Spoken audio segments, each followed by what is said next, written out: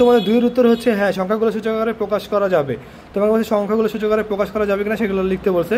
তো আমার সঞ্চয়ের ছক থেকে পাই প্রথম, দ্বিতীয়, তৃতীয়, চতুর্থ এবং পঞ্চম মাসের ধারাবাহিক সঞ্চয়, মানে গুণ আকারে পাইছো না, ওটা লিখবা যে 3, তারপর পাইছো 9, মানে 3 বার করে গুণ হবে, 3 3 9, 3 9 27, পরে 81, পর 243 টাকা।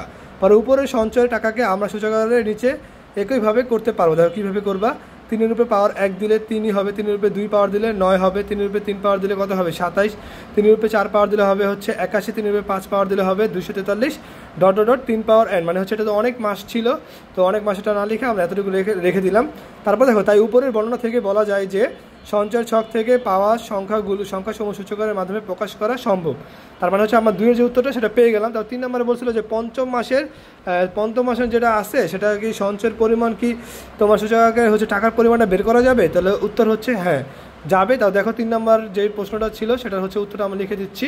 সেটা হচ্ছে ধারাবাহিকভাবে উপস্থাপন করা হলো। প্রথম মাসে 3 টাকা, দ্বিতীয় মাসে হচ্ছে দেখো 3-এর উপরে পাওয়ার 2 দিবা, তার 3 টাকা কত 9 টাকা, পর তৃতীয় মাসে হচ্ছে 3-এর উপরে পাওয়ার 3, 3 টাকা 3 নং কত 27 টাকা, পর চতুর্থ মাসে দিবা হচ্ছে 3-এর উপরে 4 পাওয়ার, তার হচ্ছে 81 টাকা হবে।